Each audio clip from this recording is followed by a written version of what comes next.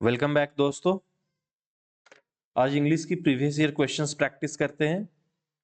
हमारा दो सीरीज एक साथ चल रहा है। एक प्रीवियस ईयर क्वेश्चन प्रैक्टिस का चल रहा है, एक हमारा चल रहा है सीनो एंटोनिम्स का ट्रिपल डोज करके सीरीज है। उसमें भी डेली वीडियोस अपलोड होती है जिसमें कि आप synonyms, antonyms, idioms and phrases की प्रैक्टिसेस कर सकते हैं जो कि एसएससी रेलिवेंट है। ये जो क्वेश्चंस है ये लाइक प्रीवियस वंस, ये भी जो है प्रीवियस ईयर से रिलेटेड है और कभी ना कभी एसएससी के एग्जामिनेशन में पूछी गई है। जरूरी नहीं है कि वो स्टेनोग्राफी में पूछी गई हो, सीजीएल में पूछी गई हो, एमटीएस में हो, सीपीओ में, किसी में भी हो, लेकिन एसएससी की जनरल कॉम्पिटिटिव एग्जामिनेशन में ये पूछी गई है। पहला क्वेश्चन है कन्वर्जन। ये जो दिया हुआ है ये रिपोर्टेड स्पीच में। कैसे पहचानते हो रिपोर्टेड स्पीच? क्योंकि कोई भी यहाँ पे इन्वर्टेड कॉमा नहीं है। इसको आपको किस में करना है? डायरेक्ट स्पीच में। माई सिस्टर रिक्वेस्टेड मी, यानी रिक्वेस्टेड है तो कहीं ना कहीं प्लीज लगा रहेगा। She requested me to bring her a watch, तो ये क्या हो सकता है? My sister said please bring me a watch. Simple present changes to simple past. Second option.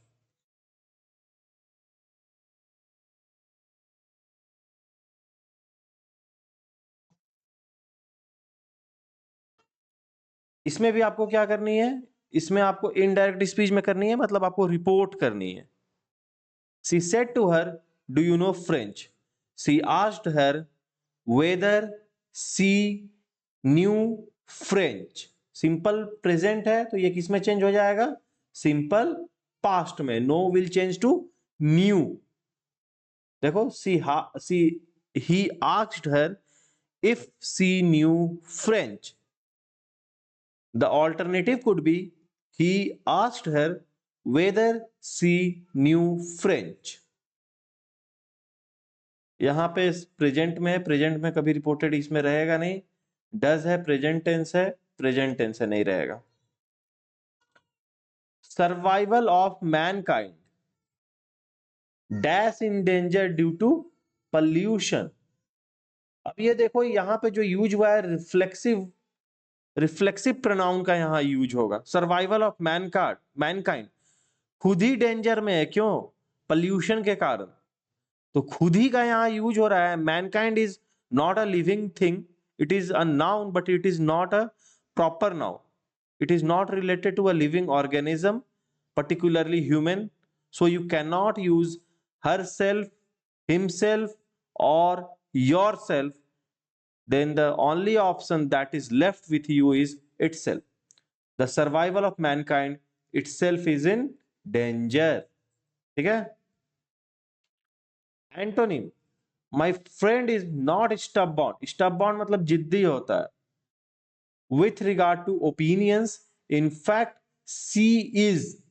You have to choose the antonym of this word and that antonym will fit suitably in this blank. अब stubborn मतलब क्या होता है? जिद्दी। pertinacious भी क्या होता है? जिद्दी व्यक्ति को कहते हैं। obstinate भी क्या है? जिद्दी है। tenacious भी किसको कहते हैं? जिद्दी को कहते हैं। tenacious भी किसको कहते हैं? जिद्दी को। सबसर्विएंट है, यहां पे वर्ड देखो सर्वेंट टाइप का आ रहा है। तो सर्वेंट कौन होते हैं? जो बात को मानते हैं, आदेश का पालन करते हैं। Servant does not only refer to the household helpers. There can be government servant. In fact, bureaucrat is also a servant, public servant. तो subservient servant word से आया है। subservient मतलब who is ready to work। एक economics में term होता है जब कॉलोनियल एरा के लिए यूज होता है, सबसर्विएंट इकोनॉमी, मतलब उसको पोषण देने के लिए। तो यहाँ पे सबसर्विएंट होगा। बाकी सब की एक ही मीनिंग है। इनट्रांजिएंट, ट्रांजिशन मतलब जो हिल जाए, इनट्रांजिएंट मतलब जो हिले ना, मतलब ये भी क्या है? स्टबबॉर्न ही है। Parts of sentences are in jumbled order. किसमें है? जम्बल्ड ऑर्डर में। अब इसको क्या करना है? एक मीनिंगफुल पैराग्राफ आपको बनाना है। Booming with private developers and it is changing the landscape of urban and semi-urban habitat, making the Indian elevator industry the second highest market in the world. India's real estate business is, देखो, India's real estate business is booming with private developers and it is changing the landscape of the urban and semi-urban habitat, making the Indian elevator industry the second highest market in the world. Elevator मतलब lift, तो पहले क्या आना चाहिए? D A B C, second option. D के बाद ए आएगा, ये कंफर्म थे, आप यहां से भी देख सकते हो। तो डी और ए में अगर आप कंफर्म हो तो आप देखो ऑप्शन में कि डी के बाद ए किस में आ रही है, सिर्फ एक ही ऑप्शन में थी। फिर आप बी और सी को भी साथ में पढ़ो, अगर कोहेरेंट पैराग्राफ बन रहा है, मीनिंग निकल रहा है, लॉजिकल सीक्वेंस दिख रहा है, तो आप उसको चूज कर लो। अदरवाइज फिर से अपने ऑप्शन को रिविजिट करो, मे बी अनदर मीनिंग वाली पैराग्राफ बने। एरर फाइंड आउट करना आपको, किसी पार्ट में एरर है, अगर कोई एरर नहीं हो तो no error. Show me file which has been given to you by the lawyer. Show me file. That means we are talking about a particular file. If the noun is particular, if the thing is particular, then there should be the article word, article the before that noun. So the correction will be the before the file, and the sentence would be like, show me the file which has been given to you by the lawyer.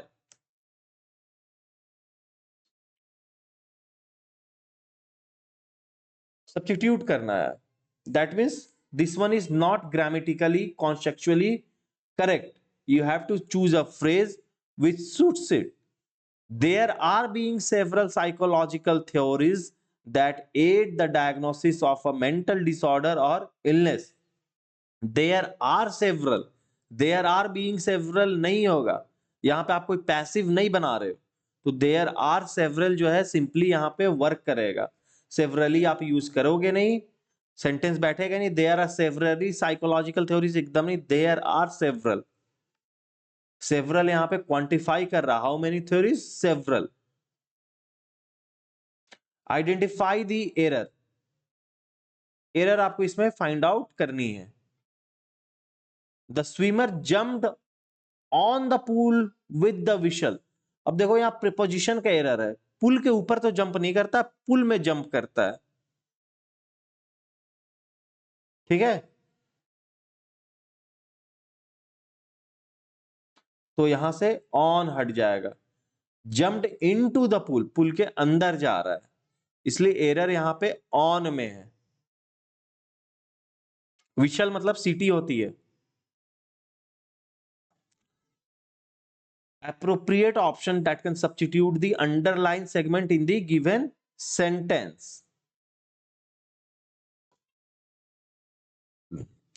Doctor wants Tony to cut back down junk foods. अब यहां पे एक आप चीज देखो, Tony जो होता है वो ह्यूमन नेम भी हो सकता है, वो किसी पर्टिकुलर पेट का भी नेम हो सकता है। तो आजकल के पेट भी जंक फूड्स खाते हैं, तो हो सकता है ये वेटनेरियन हो या ह्यूमन डॉक्टर हो। Coming back to question, doctor wants Tony to cut back down junk foods. अब देखो ये cut back down junk foods को कम करने की बात हो रही है, तो जब कम करने बोलते हो तो आप कट बैक डाउन यूज नहीं करते हो, आप कट बैक करते हो। किस चीज पे करना है? जंक फूड पर करना है, तो ऑप्शन होगा to cut back on. To cut back out भी नहीं होगा, टू कट बैक ओवर भी नहीं होगा, to cut back off. Off तो किसी चीज को नाता तोड़ने या उससे छूटने के बारे में होता है, तो इसलिए यहां पे होगा टू कट बैक ऑन।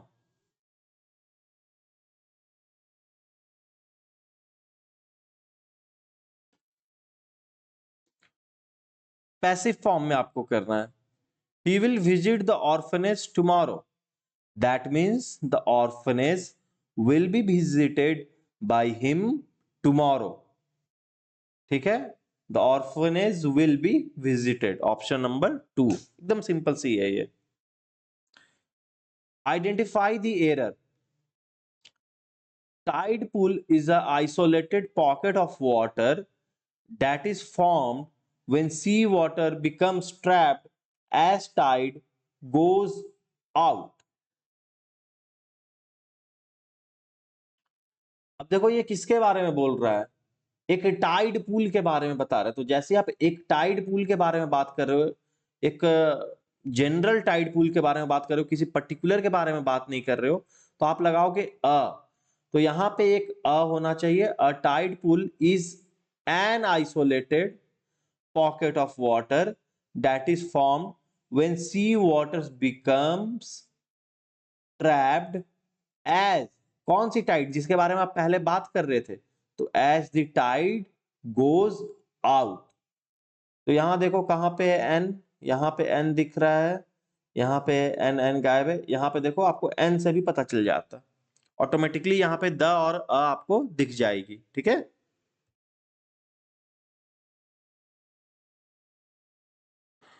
ये अब आपके पास जो है appropriate meaning of the idiom, a storm in a teacup।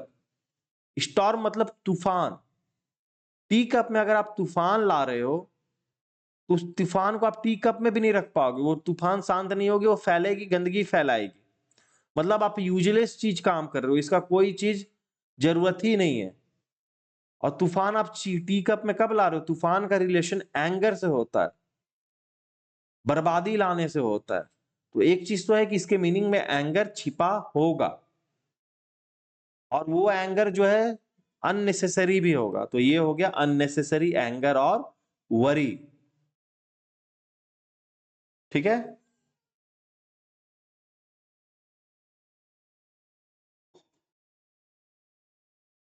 Appropriate option fill in the blank में आपको डालनी है। Dash the teacher entered the classroom, all the students stood up to greet him. जैसे ही टीचर घुसते हैं तो greeting होती है, यानी एज सून एज। येट का मतलब अभी तक, वेयर एज मतलब फिर भी, जबकि, सॉरी, वेयर एज मतलब जबकि, रैदर मतलब जबकि ये होना चाहिए, वो चीज पे आप बोलते हो, rather this should be done. तो एज सून एज होगा। 14th, जो भी साइंस के स्टूडेंट हो गए उनको थोड़ा थोड़ा समझ में आ रहा होगा, लैटेंट हीट ऑफ फ्यूजन मतलब छिपी हुई हीट,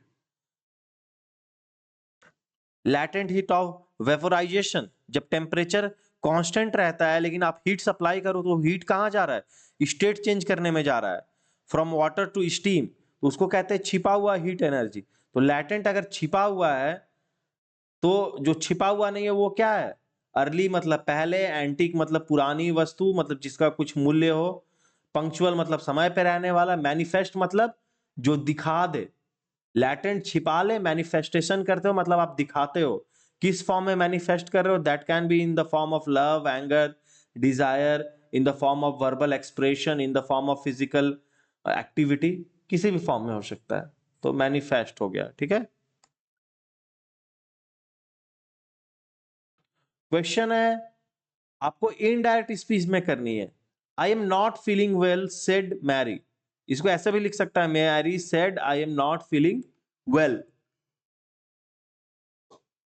सिंपल प्रेजेंट है, दैट मींस ये सिंपल पास्ट में बनेगा। मैरी है तो आप सी लगाओगे, अंडरस्टूड है, कहीं ही दिया नहीं है। बहुत सारे नाम ऐसे होते हैं कि लड़की लड़कियों के दोनों के सेम हो सकते हैं, लेकिन आप सभी आंसर में देखो कि इसने सी का ही यूज किया है।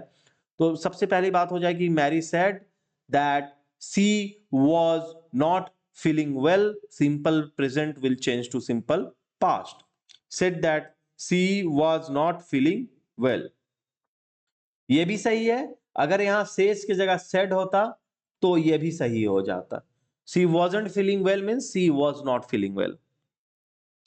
ये ऑप्शन इसलिए दिया ताकि आप थोड़ा कंफ्यूज कर जाओ। अगर आपने हड़बड़ी में बिना पढ़े सब ऑप्शंस को मार दिया तो आप गलती से वॉजंट में भी चले जाओगे, लेकिन आप यहां सेज में ध्यान नहीं दोगे।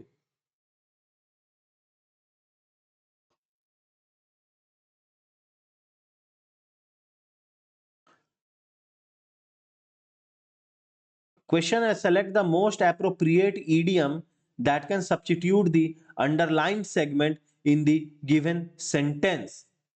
ठीक है, ये जो चीज है इसका मीनिंग निकालना है। ठीक है,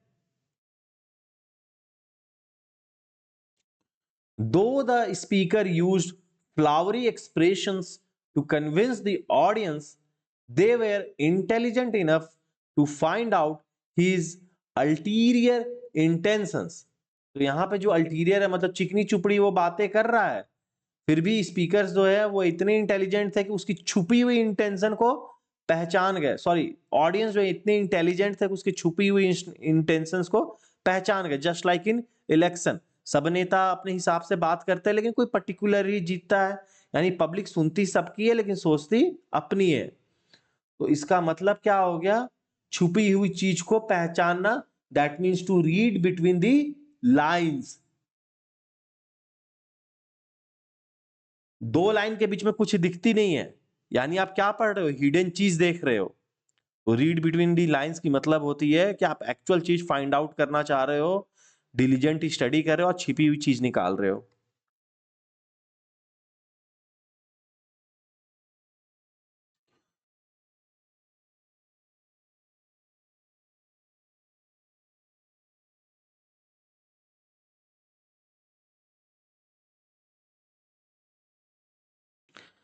सेवनटीन में देखो, ये है आपकी अंडरलाइंड वर्ड, सॉरी वो छूट गई, आपको इसका मीनिंग निकालना है। Morality is contextual, therefore it is foolish to believe that one's moral judgment would be perfect and immaculate. immaculate मतलब होता है without any mistake. Means morality एक कॉन्टेक्स्ट बेस्ड है, जरूरी नहीं है कि यहां सही है तो वहां वो सही चीज होगा। तो morals judgment would be perfect and without be any flaws, without be any mistake. तो इसका जो एप्रोप्रिएट सिनोनिम क्या हो जाएगा, इमैक्युलेट मतलब विच लैक्स एरर, ठीक है। तो इम्पिकेबल जो गलत नहीं हो सकता है, इम्पिकेबल का मीनिंग क्या होता है, जो गलत नहीं है, जिसको आप गलत साबित नहीं कर सकते हो, ठीक है। इनडेलिकेट कहां से आया है, डेलिकेट से आया है। डेलिकेट आदमी थोड़ा सेंसिटिव होता है, इनडेलिकेट आदमी वुड बी इनसेंसिटिव। टार्निश्ड मतलब गंदा हो गया हो, जंग लग गया होगा। टार्निश हम यूज करते हैं कॉपर वेसल के साथ, जो हरी हरी उस पर परत बैठ जाती है बहुत दिन तक धूप पानी में रहने पे ब्रास की चीजों में, तो हम उसको क्या कहते हैं, टार्निशिंग हो गया है। ग्रबी मतलब मैला कुचला, if you are wearing a dress for long it would be grubby, मैला कुचला हो जाएगा बहुत दिन तक उसी को पहने रहोगे तो।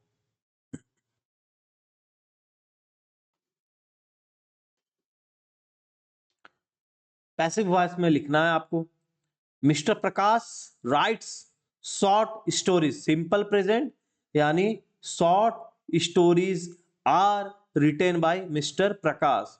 सिंपल पास्ट है तो is am are slash V3 form of the verb use करते हो। अगर ये प्रेजेंट कॉन्टिन्यूअस होता तो is am are plus being भी आप लगाते, plus ING form of verb use करते, ठीक है। तो 18th का सिंपली फर्स्ट आंसर है। और एक छोटी सी इन्फॉर्मेशन आप लोगों को मैं दे देना चाहता हूँ, हमारे चैनल पे एक लिमिटेड ऑफर के लिए कोर्स हमने लॉन्च किया है जिसका टारगेट होगा 2025 और 2026 के लिए, जिसमें आपको 160 प्लस कोर्स के लिए टारगेट किया जाएगा। इसमें आपके एक्सपर्ट फैकल्टीज जो होंगे वो राज सर होंगे, जिन्होंने खुद SSC stenographer, CHSL, MTS, CGL का एग्जाम्स उन्होंने क्लियर कर रखा है। सौरभ सर आपको इंग्लिश पढ़ाएंगे, इन्होंने खुद ASO, रेलवे का JEE, CMA, railway technicians, LIC, ADO, IBPS का इन्होंने एग्जाम्स क्लियर कर रखा है। पल्लवी मैम, इनको भी एक्सपर्ट्स नॉलेज है शॉर्ट हैंड्स और वेरियस कॉम्पिटेटिव एग्जामिनेशंस के लिए। तो ये आपके एक्सपर्ट फैकल्टीज रहने वाले हैं। नेक्स्ट आपको जो कोर्स में जो कवर करवाएंगे हम लोग, वो सबसे पहले प्रीलिम्स की प्रिपरेशन करवाई जाएगी, इंग्लिश, रीजनिंग और GS की प्रिपरेशन करवाई जाएगी। नेक्स्ट आपको शॉर्ट हैंड स्किल टेस्ट सिखाया जाएगा, बोथ इंग्लिश और हिंदी लैंग्वेज जो भी है आपके कंफर्टेबल है, आप उस लैंग्वेज में आपको शॉर्ट हैंड सिखाई जाएगी। नेक्स्ट है आपको टाइपिंग सिखाया जाएगा, साथ ही साथ आपको प्रीवियस ईयर के सारे पेपर्स के एनालिसिस करवाए जाएंगे, क्योंकि आपको पता है कि SSC का एग्जाम्स में प्रीवियस ईयर पेपर का रोल क्या होता है। नेक्स्ट है हमारे सेंटर्स में मॉक टेस्ट देने की फैसिलिटी होती है।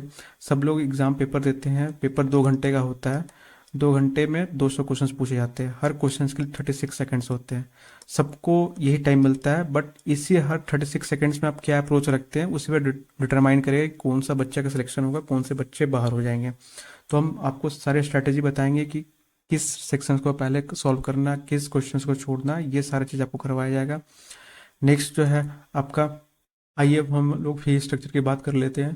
तो जो ऑफलाइन सेंटर्स में बच्चे पढ़ते हैं तो उनकी जो फ़ी रहने वाली है वो 1000 पर रहने वाली है। इसमें प्रीलिम्स, शॉर्ट हैंड, टाइपिंग सारे इंक्लूडेड रहेंगे। अगर कोई वन टाइम में पेमेंट करना चाहता है तो उसकी फ़ी होने वाली है 6000 रहने वाली है, और ये वैलिड होगा 2026 के स्किल एग्ज़ाम तक के लिए। और एक हमने और स्पीड बैच हमने लॉन्च किया है। जो बच्चे रांची से हैं और जिनको लगता है कि प्रीलिम्स उनका क्लियर हो जाएगा, अच्छा है, उनका प्रीलिम्स में मार्क्स बन रहे हैं, तो जो बच्चे सिर्फ स्किल की तैयारी करना चाहते हैं तो उनके लिए सिर्फ हमने एक ऑफर लाया है। ये ऑफलाइन रांची बैचेस के लिए, जो रांची से हैं, 2500 वन टाइम इसकी पेमेंट करनी होगी और इसकी वैलिडिटी होगी आपकी 2025 के स्किल एग्जाम तक के लिए। नेक्स्ट है जो ऑनलाइन बच्चे जो ज्वाइन करना चाहते हैं, तो ऑनलाइन में भी जो प्राइस होने वाला है, अगर मंथ बेसिस पे ज्वाइन करते हैं आप लोग तो 1000 पर मंथ रहने वाली है। इसमें आपको सारी चीज़ें प्रीलिम्स पढ़ाया जाएगा, English, reasoning, GS, short hand पढ़ाई जाएगी, टाइपिंग पढ़ाई जाएगी, प्रीवियस ईयर के क्वेश्चंस का एनालिसिस करवाया जाएगा, मॉक टेस्ट, और साथ ही साथ लाइब्रेरी फैसिलिटी। जो लोग रांची से हैं तो हमारे इंस्टीट्यूट में जो ऑफलाइन सेंटर्स में जो ज्वाइन करते हैं तो उनको सेम प्राइस में हम लाइब्रेरी फैसिलिटी भी प्रोवाइड करेंगे, ठीक है। और अगर कोई वन टाइम में पेमेंट करना चाहते हैं तो 5000 रहने वाली है और इसकी वैलिडिटी होने वाली है आप लोगों का 2026 के स्किल एग्जाम तक के लिए। और अगर कोई बच्चा सिर्फ स्पीड बैच हमारा ज्वाइन करना चाहता है तो सिर्फ जिनका लगता है कि प्रीलिम्स उनका अच्छा है, वो प्रीलिम्स इस पर क्वालिफाई कर जाएंगे, तो वो सिर्फ स्किल के लिए हमारे बैचेस को ज्वाइन कर सकते हैं। तो स्किल के लिए चार्ज रहने वाली है 1999 2000 रहने वाली है। इसकी वैलिडिटी 2025 के स्किल एग्जाम तक के लिए होने चाहिए। इसकी वैलिडिटी 2025 के स्किल एग्जाम तक के लिए रहेगी। नेक्स्ट है आपका ऑफलाइन। देखिए ऑफलाइन में बेनिफिट्स क्या क्या है। ऑफलाइन में आपको डायरेक्ट इंटरेक्शन मुझसे करने का मौका मिलेगा, पीयर लर्निंग होगी, आसपास के बच्चों को आप देखेंगे, उनसे सीखेंगे उनकी स्ट्रैटेजी क्या है, तो इसमें काफ़ी बेनिफिट होने वाली है। ज़्यादा से ज़्यादा आप रिसोर्सेज का एक्सेस कर सकते हैं और लाइब्रेरी फैसिलिटी को आप एक्सेस कर सकते हैं जो लोग ऑफलाइन में हैं। नेक्स्ट है ऑनलाइन की फैसिलिटी क्या है कि ऑनलाइन में आपको लर्निंग की फ्लेक्सिबिलिटी दी जाएगी, रिकॉर्डेड सेशंस मिलेंगे और ये कॉस्ट इफेक्टिव है। नेक्स्ट है ये हमारा कॉन्टैक्ट डिटेल्स और लोकेशन डिटेल्स है, तो जो भी लोग बच्चे रांची से हैं वो कॉल करके हमारे लोकेशंस पे आके इंक्वायरी कर सकते हैं, और जो बच्चे ऑनलाइन क्लासेस को लेना चाहें तो ऑनलाइन कॉल करके इस नंबर पे आप हमसे जुड़ सकते हैं। नेक्स्ट क्वेश्चन देखो, जम्बल्ड है, आपको इससे क्या करनी है, अरेंज करनी है। देखते हैं कि किसके बाद क्या आता है। एक तो दिख रहा है कि creativity is the driving force, means the paragraph is about creativity, तो पहला तो क्यू हो जाएगा। अब driving force behind new ideas, नहीं, new ideas can be the driving force for the creativity, but creativity will not drive the new ideas. तो creativity is the driving force for progress and change, मुझे ये सही दिख रहा है। अब आप ऑप्शन में देखो कहीं क्यू आर है, सिर्फ एक में है। अब आप पढ़ो क्या आता है, Q R O P, creativity is the driving force for progress and change behind new ideas and innovative solution, ठीक है।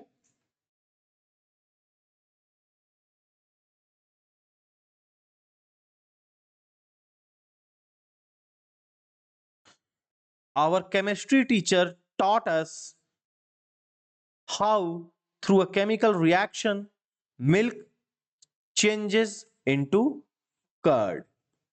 चेंजेस मैं बोल गया बोलने के क्रम में, लेकिन यहां फिल इन द ब्लैंक है। अब आप यहां पे देखो कि हमें केमिस्ट्री टीचर ने पढ़ाया, ये पास्ट टेंस है, लेकिन यहां पे पास्ट टेंस नहीं आएगा, मैंने भी बोलने के क्रम में कन्वर्ट्स कर दिया। क्यों? क्योंकि कर्ड में एक बार में चेंज नहीं होगा। एक ये यूनिवर्सल प्रोसेस है कि milk will change into curd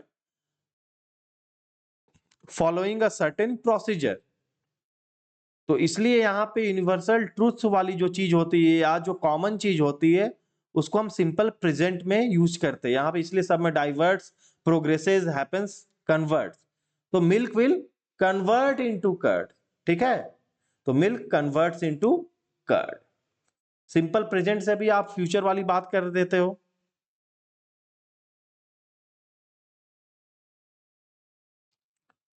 he will give me chocolates when he comes, दोनों बार आप will नहीं लगाते हो ना, he comes मतलब जब आएगा तब।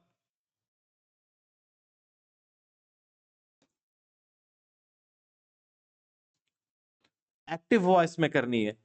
his finger had been cut by the sharp knife, यानी the sharp knife had cut his finger,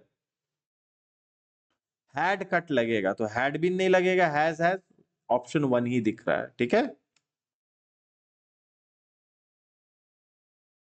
There is error in a sentence and it may not have any error, we have to find it out. Let's look into it. The more it rains, worse the roads become. The more it rains, you are giving the direct comparison. If the rain increases, the adversity will increase. That means the more it rains, the worse the roads become. So error is in part B. It should be the worse. It should be the worse.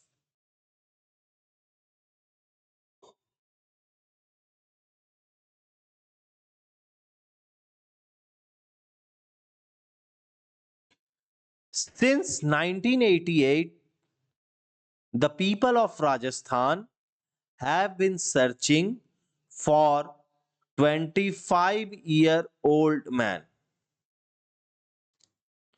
अब यहां पे अगर 25 के बाद ये hyphen नहीं लगाते तो इनको ईयर के जगह क्या लिखना पड़ता, ईयर्स लिखना पड़ता। इन्होंने हाइफन लगा दिया मतलब कंटिन्यूटी में एक फ्रेज बनाया, तो कंटिन्यूटी में आप उसमें प्लूरैलिटी नहीं लगाते हो, तो इसमें कोई एरर नहीं है, ये चीज आप ध्यान देना। अब 1988 से राजस्थानी आदमी क्या कर रहे हैं, एक 25 साल के व्यक्ति को ढूंढ रहे हैं। दैट मीन्स यहां पे क्या लगना चाहिए, अ 25-year-old मैन लगना चाहिए, ठीक है। They have been searching for a 25-year-old man, ठीक है। तो इसका आंसर क्या होगा, फॉर अ 25-year-old मैन। तो यहां पे एरर है। कुछ लोग गलती से ही सही आंसर मार्क कर देंगे, उन्हें लगेगा 25 इयर्स होना चाहिए, तो वहां भी वो गलती से ही इस क्वेश्चन में वो सही कर जाएंगे।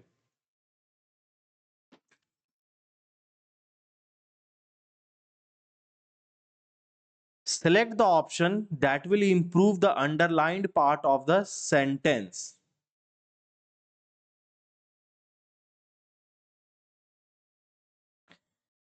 अंडरलाइंड पार्ट जो है ये वह है, he behaves if he were a king.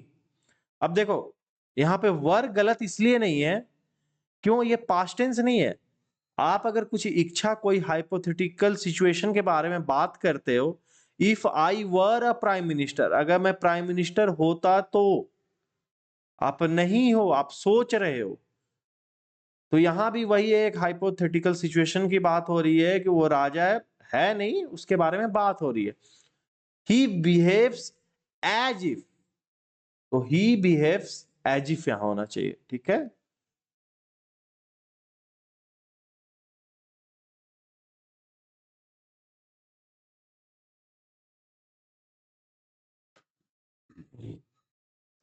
इसे डायरेक्ट स्पीच में करनी है।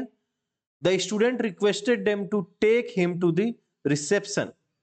द स्टूडेंट सेड, रिक्वेस्टेड है तो प्लीज होगा, या कुड यू प्लीज भी लग सकता है, कैन यू प्लीज भी लग सकता है, लेकिन यहां कहीं कुड नहीं है, तो कुड आप कहीं भी कैन नहीं लगाओगे, सीधा प्लीज रहेगा। So the direct speech would be, the student said please take me to the reception, please take me to the reception. Third one आप देख लो, please take me to the reception said the student.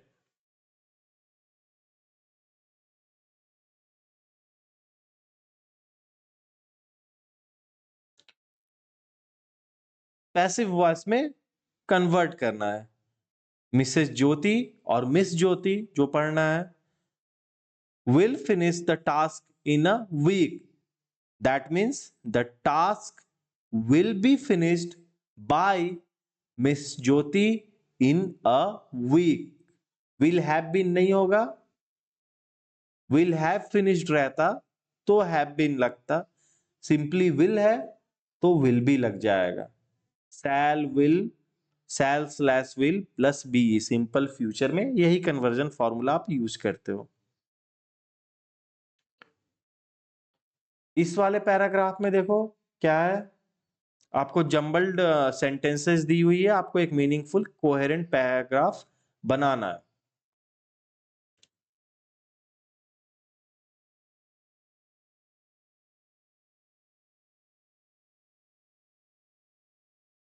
देखो इस sentence में भी dignity की बात हो रही है, यहां भी डिग्निटी की है, तो कहीं ना कहीं ये दोनों क्या है, रिलेटेड है।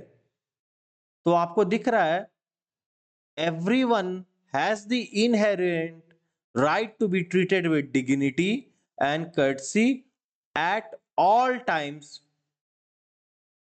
Through good deeds one can gain dignity. मुझे दिख रहा है कि डी के बाद सी आएगा, सी के बाद डी नहीं आएगा, डी के बाद सी आएगा, और दोनों डायरेक्टली रिलेटेड है। तो डी के बाद सी कहीं आपको दिख रहा है, इस वाले में दिख रहा है। अब आप बी ए को भी पढ़ो। Through good deeds one can gain dignity. There are two important human rights: freedom of thought and expression are fundamental human rights. यहां राइट के बारे में बात हो रही थी कि कौन कौन सी राइट है, उसी में फिर आगे चल के इन्होंने दो इंपॉर्टेंट ह्यूमन राइट बताया। आपको एक और दिख रहा था कि बी के बाद ए आएगा। Two important human rights, and what are those rights? Freedom of thought and expression. तो ये भी रिलेटेड है। तो मुझे दिख रहा था कि सी के बाद डी, बी के बाद ए, और फॉर्मेशन पता नहीं चल रहा था कि सी से स्टार्ट करोगे कि बी से स्टार्ट करोगे। तो आप चेक कर लो कि सी के बाद डी और बी के बाद ए किस क्वेश्चन में, तो सिर्फ एन ऑप्शन में, तो सिर्फ इसी में अवेलेबल था, इसलिए यही क्या है, करेक्ट है।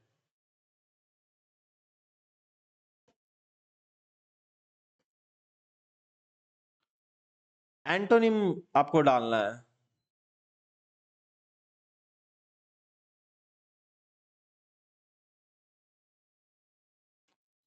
यहां जो अंडरलाइंड वर्ड है वो है misled.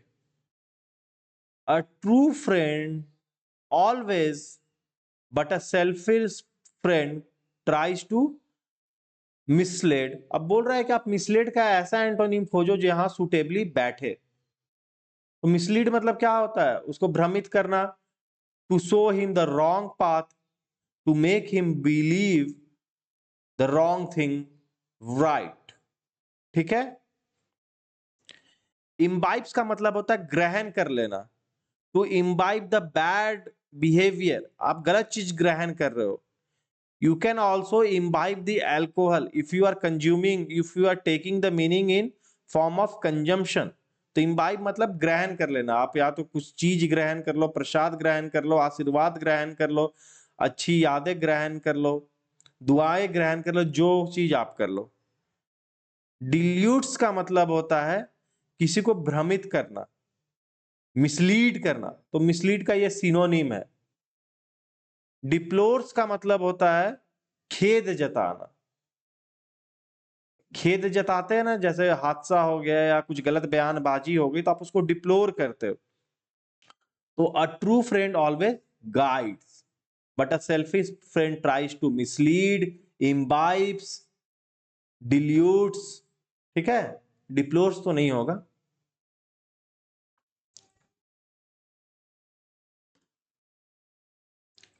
There is a grammatical error in any one part of the sentence. पहला तो यहां दिख रहा है एज एन असिस्टेंट प्रोफेसर होना चाहिए। Doctor Parama Hamsa has been working as an assistant professor, तो एज अ सिंपल आर्टिकल का एरर है। Only Mr Sen's emotions were genuine while others showed dash sadness at grandmother's death. बहुत बार होता है, अगर आप जिससे डीपली कनेक्टेड नहीं हो फिर भी आप एक जाहिर करते हो, तो आप क्या करते हो, फेक सैडनेस दिखा रहे थे। लोग क्या दिखा रहे थे, फेक सैडनेस। फ्रेंडली सैडनेस हो नहीं सकता है, सटीक सैडनेस नाम का कोई चीज नहीं होता। You can not be precise while expressing the sadness. It can be fake or it can be authentic. तो ऑथेंटिक और जेन्युइन लगभग पर्यायवाची या सिनोनिम्स है, but the correct option here is fake. ठीक है, इसे आपको पैसिव वॉइस में एक्सप्रेस करनी है। Why did your manager refuse to give you the pay rise? अब आप इसको अभी वाई डिड योर हटा दो, खाली आप यहां पे ऐसे पढ़ो, your manager refuse to give you the, your manager refused to give you the pay raise, यानी the pay raise was refused by your manager। अगर ये क्वेश्चन मार्क नहीं रहता तो क्या रहता है, your manager refuse to give you the pay rise, that means the pay raise was refused by your manager. तो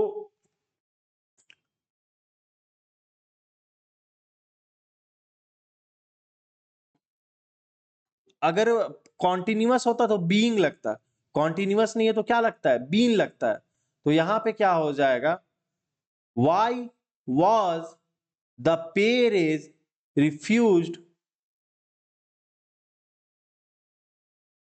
to be given to you by your manager. क्यों, क्योंकि your manager refuse to give you the pay rise. अगर आप इसका passive बनाते तो the pay raise was refuse to be given by your manager. ठीक है, ये हो जाएगा इसका पैसिव।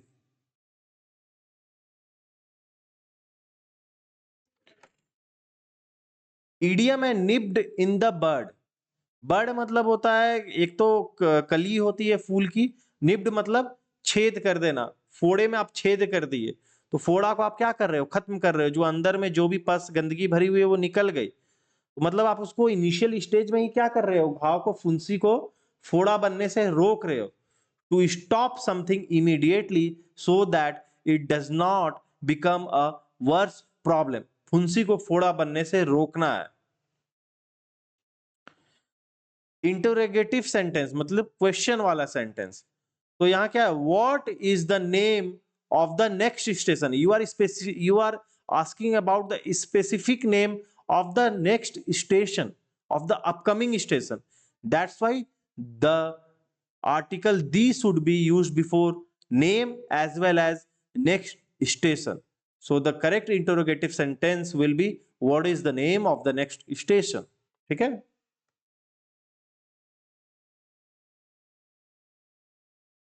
एरर देखना आपको यहां, A youth must respect the elderly, the rich must help the needy। अब यहां उसकी बात हो रही है, जो ये है वो करे, पर्टिकुलर समूह की बात हो रही है, तो अ यूथ नहीं होगा।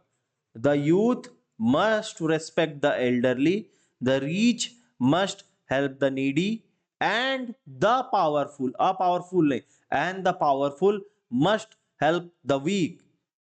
If we keep up this trend, then the world can be a beautiful place।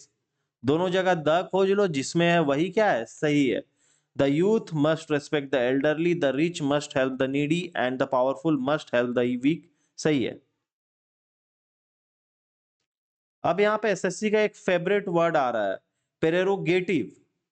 Prerogative का मतलब क्या होता है, आपका अधिकार क्षेत्र, आपका एकाधिकार, मतलब वो जनरली सबको नहीं मिला हुआ है। जैसे प्रेसिडेंट ऑफ इंडिया के पास बहुत सारी प्रेरोगेटिव है, राज्यपाल के पास होती है।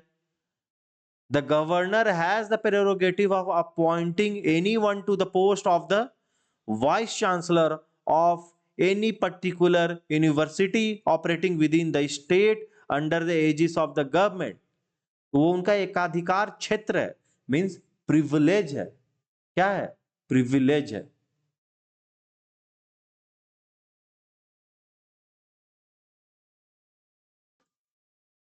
Antonym of the underline word in the given sentence, यहां भी उन्होंने छोड़ दिया, यहां पे लिंगर मार्क्ड है।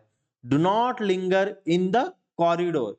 लिंगर मतलब होता है समय काटना, कोई बड़ा बढ़िया काम नहीं कर रहे हो, लिंगर कर रहे हो, मतलब आप बस समय को कैसे काट रहे हो, मटरगस्ती टाइप की चीज कर रहे हो। तो इसमें लिंगर क्या है, डिले करना है, यहाँ पे यूज हो रहा है। डिले कर रहे हो, समय को बर्बाद कर रहे हो, तो डिले भी क्या है, बर्बादी से। आइडल भी क्या है, बस पड़े हुए कुछ नहीं कर रहे हैं। ठीक है, ट्रिफल मतलब जिसका बहुत ज्यादा इंपॉर्टेंस ना हो। तो ये हैसन का क्या होता है, हैसन मतलब जल्दबाजी करना, लिंगर मतलब डिले करना। Do not linger the work मतलब वर्क को डिले ना करो। That means hasten the process of work, completing the work, ठीक है। A slow, languid smile crossed her face as if to voice the contentment of her heart. यहां पे जो underlined word है वो है लैंग्विड। अ स्लो लैंग्विड स्माइल मतलब एक धीमी सी मुस्कान आती है जब आपका हर्ट, मतलब आप दिल से जब सेटिस्फाई रहते हो। मान लो कि आपने दिन भर बहुत मेहनत की, आप वैसा छोड़ दो, जैसे मान लो इसरो में साइंटिस्ट जब रॉकेट की लॉन्चिंग करते हैं तो शुरू की फेजेस जो होती है बहुत टफ होती है, उसी समय में फेलियर होती है, वो बहुत ज्यादा टेंस्ड रहते हैं। फिर जैसे ही वो एक फेज को क्रॉस कर जाता है, वो आश्वस्त होते हैं कि जो लॉन्चिंग है वो सफल हो चुकी है, तो उनके चेहरे पे देखना बहुत ज्यादा खुशी नहीं आएगी। एक थके होने के बाद जब आपको कंटेंशन होता है, कंटेनमेंट होता है, जब आपको एक सेटिस्फैक्शन होता है, तो एक हल्की सी मुस्कान आती है बहुत थकावट के बाद, तो उसी को लैंग्विड स्माइल कहते हैं। जब बहुत थके हुए हो आप कुछ काम करके और अब आपको सेटिस्फैक्शन हो रही है, कंटेनमेंट मतलब सेटिस्फैक्शन हो रही है, तो आपको एक धीमी सी मुस्कान आती है, एकदम सुस्त वाली मुस्कान आती है, ठीक है। तो लैंग्विड मतलब सुस्त वाली, धीमी वाली मुस्कान। कंटेनमेंट मतलब संतुष्टि होती है। तो इसका जो आंसर होगा, धीमी चीज की बात हो रही है तो स्लगिश होना चाहिए, क्योंकि हरीड मतलब जल्दी, लाइवली मतलब बहुत एनर्जेटिक होना चाहिए, एकदम जिंदा दिली। तो ये सब जो है सुस्ती से रिलेटेड नहीं है, स्लगिश ही सुस्ती से रिलेटेड है। But here language has been used in the positive sense, showing the contentment of the heart.